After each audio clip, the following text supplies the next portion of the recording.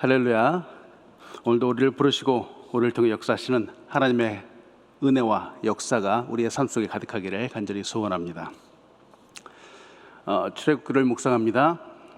하나님께서 모세를 시내산에 꼭대기로 부르시고 이스라엘 백성들의 삶 속에 필요한 법규 그리고 삶의 규약, 성막 이런 것들을 이 백성들이 살아가야 될 그 모든 규범들을 하나님께서 말씀해 주셨습니다. 특별히 지난 며칠 동안에 본 말씀에서는 하나님께서 성막에 대해서 아주 자세하게 말씀해 주셨습니다. 오늘 이 출애굽기 31장에서는 성막의 예배에 관련된 기구를 제작하는 사람의 특별한 부르심에 관한 이야기가 등장합니다. 먼저 나누고 싶은 부분은 하나님은 부르시고 일을 주실 때 그 부르심에 합당하도록 그 주어진 일을 감당하도록 하나님께서 지혜와 능력을 더해 주신다라고 하는 사실이죠. 오늘 이 부분을 여러분과 함께 나누기 원합니다. 이스라엘 백성이 과거 애굽에 살았을 때 이들의 신분은 노예였습니다. 그들이 하는 일은 하루 종일 벽돌을 굽는 일이었죠. 그마저도 출애굽의 임박에서는 재료조차 원활히 공급되지 않았습니다. 온갖 노역에도 불구하고 이 불합리함 속에서 서러움과 억울함 속에서 이들은 하루하루 살아야 됐습니다. 그러니 이렇게 허드렛 일을 하는 사람에게 누가 관심조차 가질 수 있을까요? 노예에게 무엇을 가르쳐준다? 더군다나 정교하고 공교한 일을 배우게 한다라고 하는 이런 사실은 있을 수 없죠. 당시에 애굽은 최고의 학문, 최고의 문화를 자랑하는 그런 나라였습니다. 문화며 사회적인 규범이며 세계 모든 나라가 애굽을 본받으려고 했던 그런 시대였었죠. 근데 정작 가장 가까이 있었던 이스라엘에게는 애굽은 멀고도 먼 나라였습니다.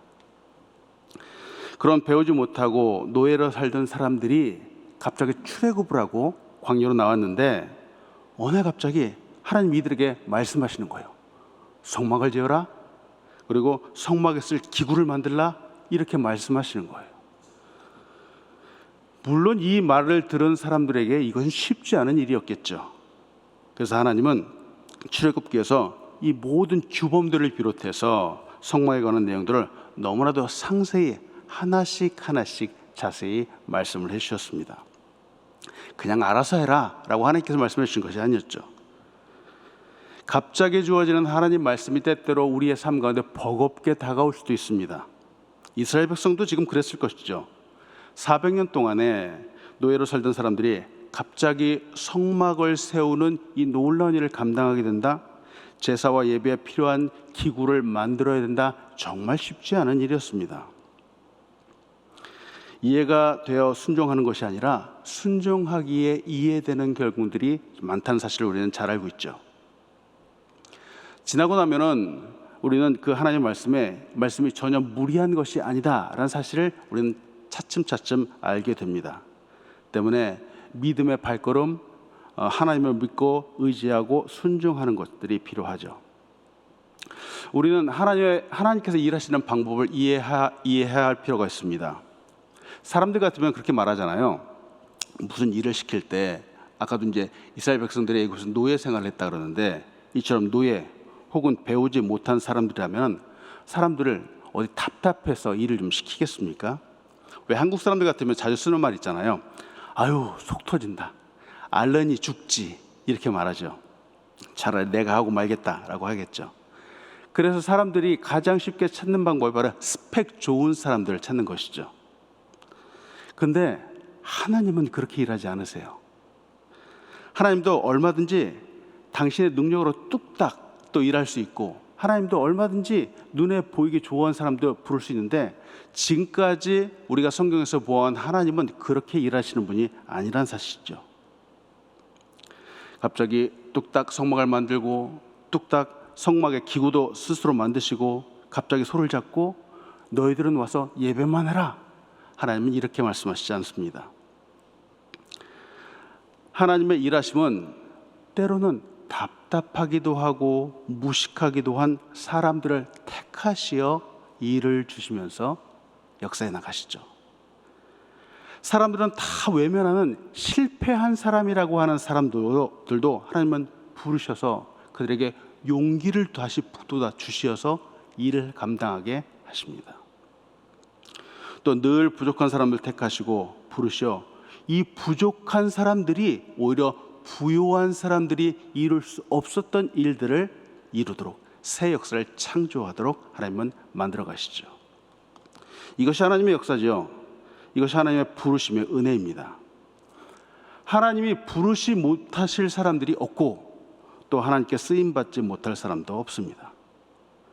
하나님은 처럼 부족한 우리를 부르시고 심지어 이 부르신 사람들을 나의 동역자이다 이렇게까지 말씀하신다는 거예요. 고린도전서 3장 9절에서 바울은 이렇게 말하죠. 우리는 하나님의 동역자들이요 너희는 하나님의 밭이요 하나님의 집이니라 이렇게 말합니다. 노예였던 저 이스라엘 사람들도 불러서 사용하신 하나님께서 오늘 우리도 부르시죠. 사실 내 힘과 내 능력은 아무것도 없습니다만 그래도 하나님은 당신의 일을 우리와 함께하기 원하십니다. 우리는 어쩌면 세상에 볼 때는 별 볼 일 없는 사람들일 수도 있습니다. 그러나 하나님께서 우리를 동역자로 불러주신다는 사실이죠. 함께 일하는 사람으로 불러주십니다. 우리를 통해 새 역사를 이루어 가십니다. 이 하나님을 믿고 오늘도 하나님을 의지하시는 여러분들 되시길 간절히 축복합니다. 오늘 여러분과 나누고 싶은 첫 번째는 하나님은 거룩한 아름다움 속으로 우리를 부르시는 분입니다. 거룩한 아름다움 속으로 우리를 부르신다. 우리를 선택하여 불러주시는 분이죠. 하나님은 당신의 영광스러운 일을 위해서 불러주시는 분이죠. 오늘 본 말씀 출애굽기 31장 1절로 2절은 이렇게 말합니다. 여호와께서 모세에게 말씀하여 이르시되 내가 유다 지파 홀의 손자여 우리의 아들인 부살레를 지명하여 부르고 또 오늘 출애굽기 31장 6절 말씀은 이렇게 말하죠. 내가 또 단지파 아사막의 아들 오홀리압을 세워 그와 함께하며 지혜로운 마음이 있는 모든 자에게 내가 지혜를 주어 그들이 내가 내게 명령한 것을 다 만들게 할지니 하고 말합니다. 보니까 여러분 성경은 아름다움에 관한 이야기를 많이 한다는 사실을 여러분 아십니까? 이 세상에서 가장 아름다운 분은 하나님이시죠. 이 세상의 그 무엇과도 이 하나님의 존귀하심과 그 하나님의 아름다움과 도저히 비교할 수 없습니다. 창조의 모든 만물이 다 하나님의 솜씨입니다. 하나님은 아름다우신 분이죠. 우린 지난 몇 주간에 걸쳐서 이 성막과 규례들을 보았는데요. 그런데 이 속에 일정한 질서가 담겨 있다는 사실을 우리는 보았습니다. 그런데 이 질서가 아름다움입니다. 성막에서도 또 물두멍도 있고 또 휘장도 있으며 부장단도 있고 다 있어야 할 위치가 있고 다 질서에 따라서 그것이 하나씩 하나씩 놓여지게 되죠.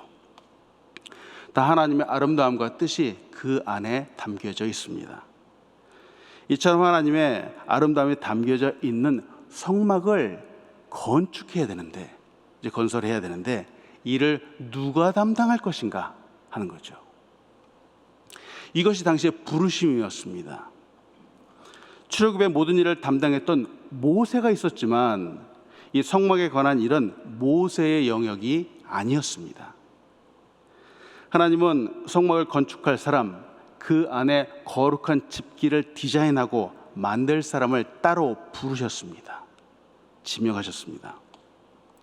오늘 본문에서 하나님은 특별히 부살렐이라고 하는 사람, 오홀리압이라고 하는 사람을 부르십니다. 그들은 성경에 등장하는 최초의 예술가입니다. 미술가입니다. 자신들이 원해서 된 것이 아니죠. 모세가 특별히 집어서 선택한 것도 아닙니다. 하나님께서 직접 지명하여 불러주셨습니다. 하나님이 부르신 사람들이죠. 부살렐이라고 하는 이 이름은 하나님의 그늘 속에서라고 하는 그 이름의 뜻을 갖고 있죠. 즉 하나님의 보호하심 가운데 거하는 사람이다라고 하는 뜻을 갖고 있습니다. 부살렐은 유다 지파 훌의 손자입니다. 훌이 누구냐면 여러분 들어보셨잖아요. 훌은 이스라엘이 과거 아말렉과 싸울 때 아론과 함께 모세의 팔을 들어 올렸던 사람입니다. 지도자였습니다. 이 부살렐은 이 훌륭한 할아버지 덕분에 아주 지혜로운 손자가 되었습니다.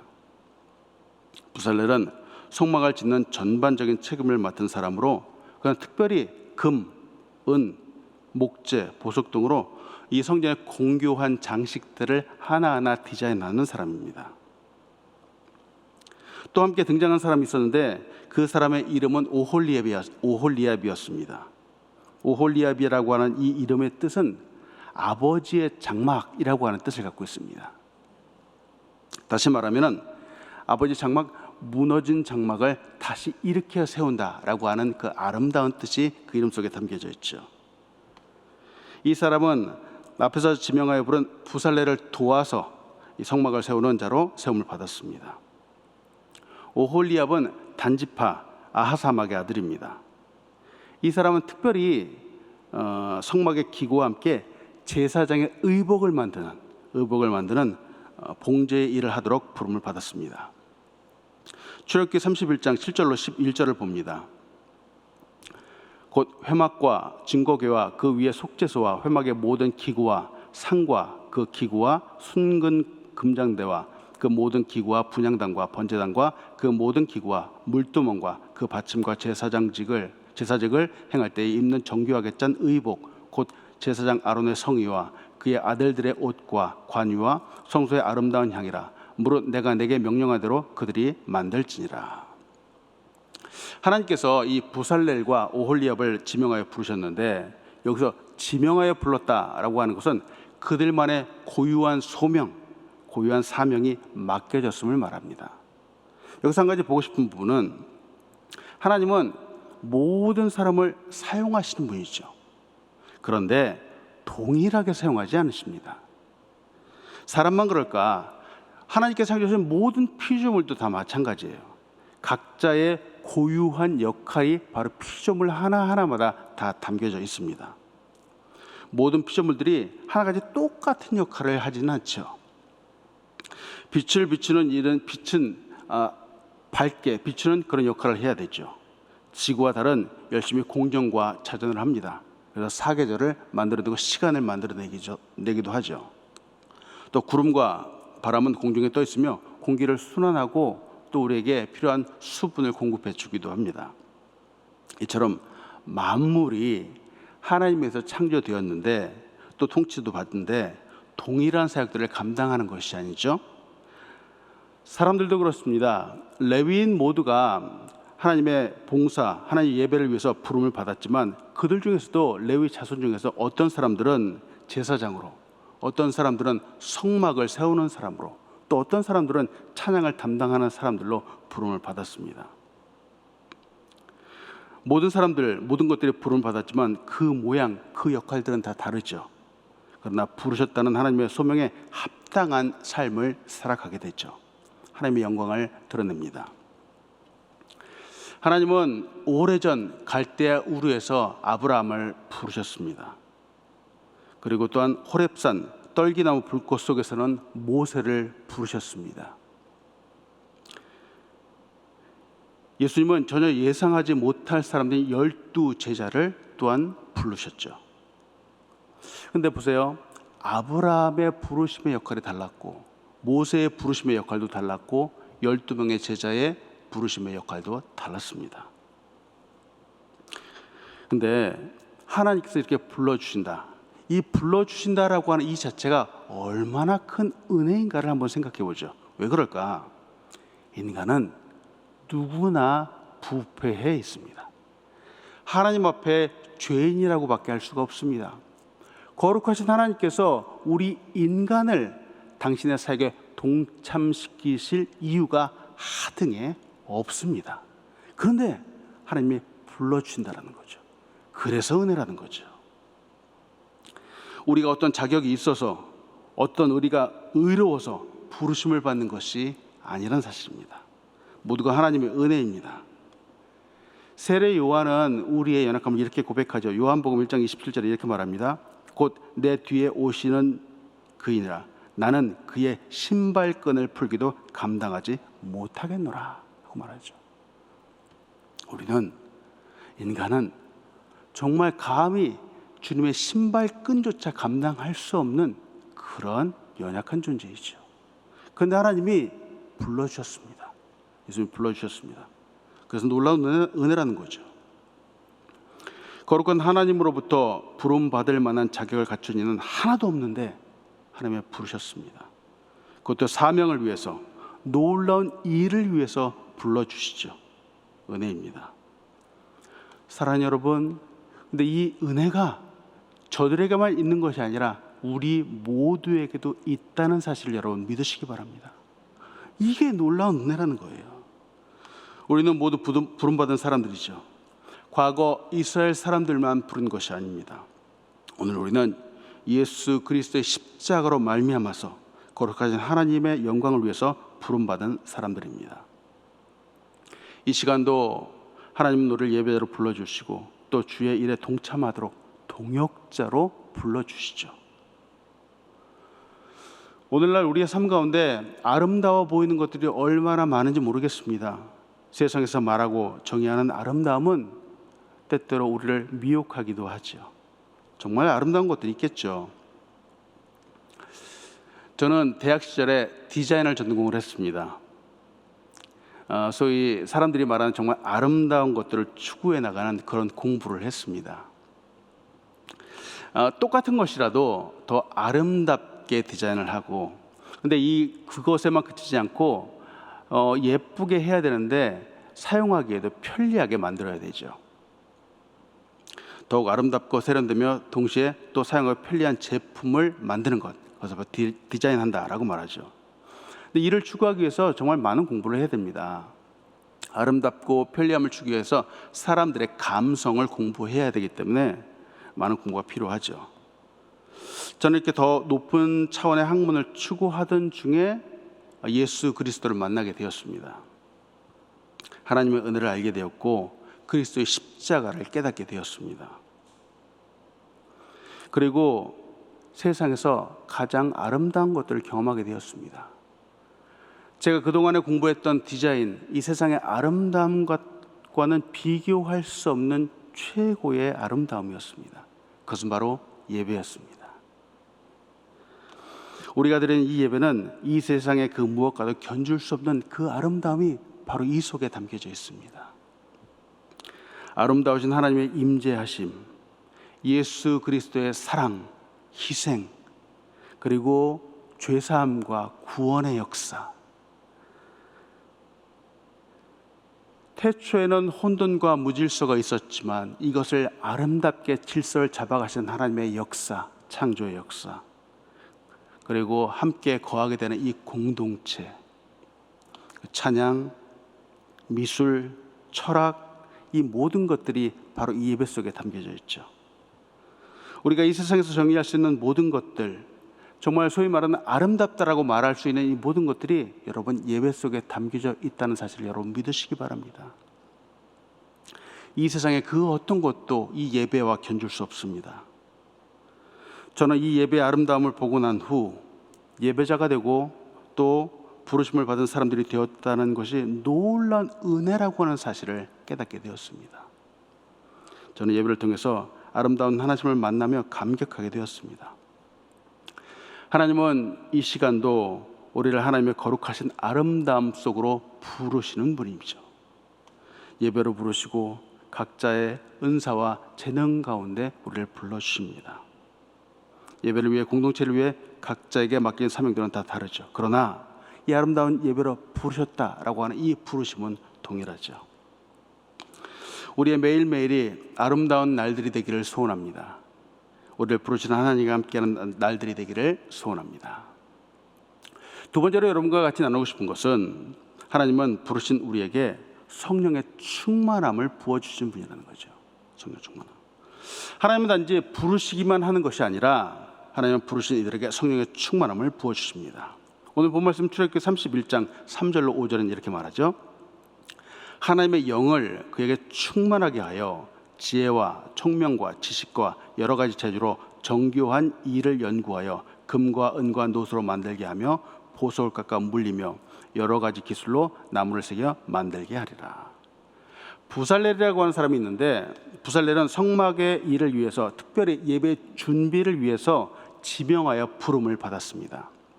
그리고 또 중요한 부분은 하나님께서 이를 위해서 성령의 충만함을 부어주셨다라고 하는 거예요. 오늘날로 말하면 이 예배의 사명을 잘 감당하기 위해서 디자이너로서의 능력을 부여받았다라고 할 수 있죠. 하나님의 능력을 부어주셨습니다. 능력의 원천이 되시는 분께서 능력 위에 또 능력을 더하여 주셨습니다. 개혁주의자인 R.C. 스프라울은 그에 져서 성령의 신비에서 이 성령의 기름 부으심에 대해서 이렇게 말합니다. 제가 한번 여러분에게 읽어드리겠습니다. 성령께서는 구약시대의 신자들을 믿음으로 인도하는 사역에 덧붙여서 특별한 은사 또는 은사적인 능력을 특별한 사람들에게 나누어 주셨다. 성경에 성령 충만했다고 처음으로 언급하고 있는 최초의 사람들은 장인이었던 부살렐과 오홀리압이었다. 그들은 여러 가지 공교한 일을 하도록 하나님의 신이 충만하게 되었다. 성령 충만의 최초의 사람이 바로 이 부살렐과 오홀리압이었다라고 말합니다. 이로 인해 생각해 보는 것은 이 부살렐과 오홀리압은 인류 최초의 가장 솜씨 있고 다재다능한 예술인이었다라는 사실이죠. 구약시대에는 이 성령의 충만함, 기름 부으심으로 특정한 사람에게 특별한 능력이 부여되는 경우들이 있었습니다.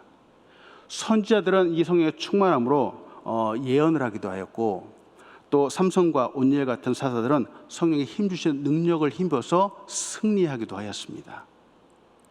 네, 어디 이들만 있었을까? 다윗도 성령의 충만함을 받았다는 사실 여러분 아십니까? 다윗이 바세바와 함께 죄를 범했는데 성령님의 간구하심을 구합니다. 시편 51편 11절에서 다윗은 이렇게 고백하죠. 나를 주 앞에서 쫓아내지 마시며 주의 성령을 내게서 거두지 마소서 하고 고백하죠. 또 메시아라는 말 속에는 기름 부음 받은 자라는 히브리의 단어가 바로 그 기원을 두고 있습니다. 예수님이 이 땅에서 사역하셨을 때 늘 성령의 충만함을 받으셨죠. 누가복음 4장 18절은 이렇게 말하죠. 주의 성령이 내게 임하였으니 이는 가난한 자에게 복음을 전하게 하시려고 내게 기름을 부으시고 나를 보내사 포로된 자에게 자유를, 눈먼 자에게 다시 보게 함을 전파하며 눌린 자를 자유롭게 하고 말합니다. 하나님의 일은 세상의 일과 다릅니다. 세상에서도 물론 열심히 하고 성실하게 하고 공교하게 하고 그런 일들이 당연히 있습니다. 재능도 필요하죠. 세상의 일은 자신의 열성을 갖고 어느 정도 열심히 하면 어느 정도의 성공을 이룰 수는 있습니다. 가능합니다. 많이 나와 있는 성공 심리학이라든지 자기 개발서라든지 그런 것들이 이런 것들을 말해주고 있죠. 그런데 하나님의 일은 좀 다릅니다. 개인의 열정, 열심만 갖고 하나님의 일을 온전히 할 수가 없습니다. 인간적인 지혜나 지식만 가지고 되지 않죠. 하나님의 일, 영광을 위한 일에는 세상과 반대로 도리어 우리 개인적인 욕심이나 욕망들을 내려놓아야 할 때가 많습니다. 대신 성령의 충만함을 받게 되죠. 스가랴서 4장 6절은 이렇게 말하죠. 그가 내게 대답하여 이르되 여호와께서 스룹바벨에게 하신 말씀이 이러하니라. 만군의 여호와께서 말씀하시되 이는 힘으로 되지 아니하며 능력으로 되지 아니하고 오직 나의 영으로 되느니라 하고 말합니다. 하나님께서 주신 일을 감당할 때 성령의 충만함이 필요합니다. 간혹 인간적인 지식, 자신의 능력만으로 할 경우 하나님을 섬기는데 도리어 방해가 될 수도 있습니다. 이를 통해 볼 수 있는 부분은 우리의 부르심과 우리의 사역입니다. 앞에서도 말씀드린 것 같이 우리 모두는 예배를 위해 부르심을 받았습니다. 하나님의 영광을 위해 부르심을 받았습니다. 이때 우리는 교회 일꾼들은 자신의 신념, 자신의 힘이 아닌 성령의 충만함으로 일을 해야 되죠. 늘 하나님의 은혜를 구하고 성령의 도우심을 구해야 됩니다. 하늘로부터 임하는 힘을 갖고 섬기고 봉사하고 돌보아야 하죠. 원래 우리는 그 어느 누구도 하나님 앞에 설 자격이 없는 사람들이죠. 그런데 하나님이 불러주셨습니다. 더구나 성령의 충만함도 주셨습니다. 부살렐과 오홀리압은 하나님의 영으로 충만함을 받았습니다. 그런데 이 부살렐과 오홀리압이 성령의 충만을 받았을 때 남들보다 재능이 뛰어난 사람들인 것은 분명했지만 이들이 기꺼이 순종하고자 하는 마음이 앞섰다라고 하는 사실을 우리는 볼 수 있습니다. 하나님의 성령의 충만함을 주실 때 단지 재능만을 보고 주지 않고요, 정말 하나님 앞에 간절한 마음이 있고 충성하고자 하는 마음이 있을 때 하나님의 성령의 충만함을 또한 더해 주십니다. 이것이 중요한 이유는 세상의 일과 하나님의 일이 대비되기 때문에 그렇습니다. 세상에서 추구하는 목표는 단순하죠. 바로 이익 추구이죠. 손해보지 않고 단순히 이윤 추구를 목표로 일합니다. 이득을 위해서 세상의 사람들은 무리수를 두고서라도 일을 하기도 합니다. 수단과 방법을 가리지 않죠. 반면에 성령의 충만함, 기름 부으심을 받은 사람들은 그 생각부터가 다릅니다. 세상은 손해보려 하지 않지만 그리스도인들은 좀 손해볼 수도 있습니다. 간혹 희생을 하기도 하죠. 세상은 수단과 방법을 가리지 않고 일을 이루려고 하지만 그리스도인들은 법을 어기면서까지 일을 하지 않습니다. 남에게 피해를 주면서까지 하지 않습니다. 왜? 내 안에 역사하시는 성령님의 역사를 믿기 때문입니다. 하나님의 역사를 믿기 때문이죠. 결국 모든 것이 협력하여 선을 이루실 하나님을 믿기 때문에 그렇습니다. 내 안에, 우리 안에 함께 거하시고 충만함을 주시는 성령님을 의지하시는 여러분들 되시길 간절히 소원합니다. 더군다나 하나님의 사람, 하나님의 일꾼들이 꼭 갖춰야 할 네 가지 여건들이 있죠. 3절 후반부에 나오는데 바로 지혜와 총명과 지식과 여러 가지 재능입니다. 지식을 쌓는 거 정말 중요하죠. 그런데 이 쌓은 지식을 잘 활용하는 능력이 바로 지혜이지요. 또 사람마다 각자가 잘하는 장점들이 있습니다. 바로 재주라고 말할 수 있습니다. 근데 이 재주를 잘 활용해야 되는 장소, 때, 이런 것들을 구분하는 것이 바로 총명이지요.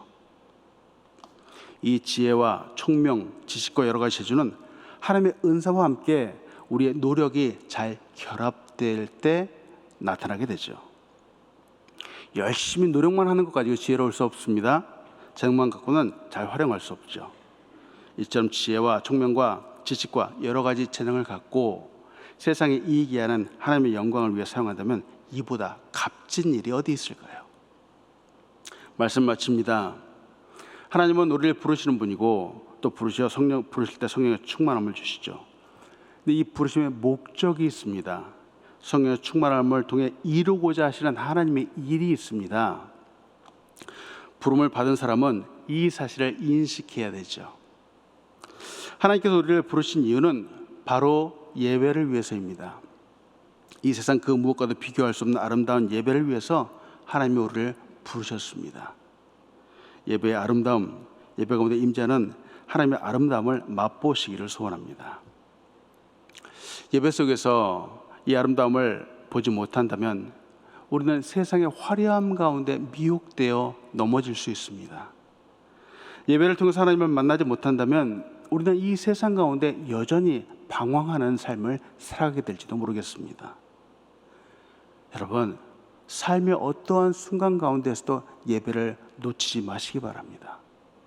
가장 아름다운 예배 가운데 우리가 머물러 있어야 되죠. 하나님은 우리 모두를 부르시지만 각자에게 해야 할 역할은 다르죠.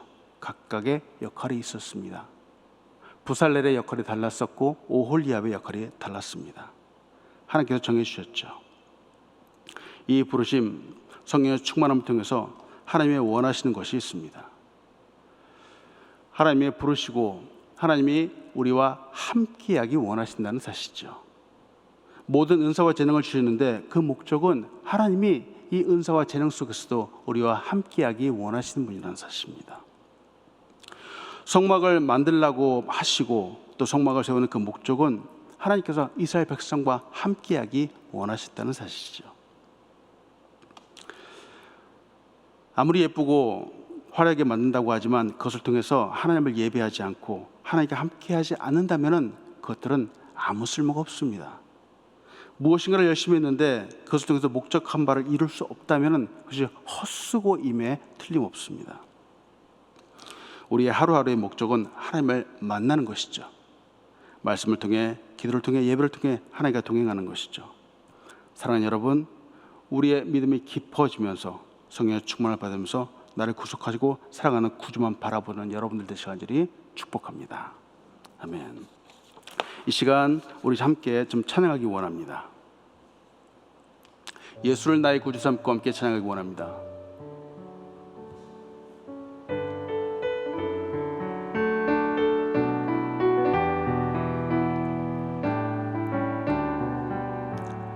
예수를 나의 구주 삼고 성령과 피로써 거듭나니 이 세상에서 내 영혼이 하늘의 영광 누리도다. 이것이 나의 간증이요 이것이 나의 찬송일세. 나 사는 동안 끊임없이 구주를 찬송하리로다. 온전히 주께 맡긴 내 영 사랑의 음성을 듣는 중에 천사들 왕래하는 것과 하늘의 영광 보리로다. 이것이 나의 간증이요 이것이 나의 찬송일세. 나 사는 동안 끊임없이 구주를 찬송하리로다. 주 안의 기쁨 누림으로 마음의 풍랑이 잔잔하니 세상과 나는 간 곳 없고 구속한 주만 보이도다. 이것이 나의 간증이요 이것이 나의 찬송일세. 나 사는 동안 끊임없이 구주를 이것이 나의 간증이요 이것이 나의 찬송일세. 이것이 나의 간증이요 이것이 나의 찬송일세. 나 사는 동안 끊임없이 구주를 찬송하리로다.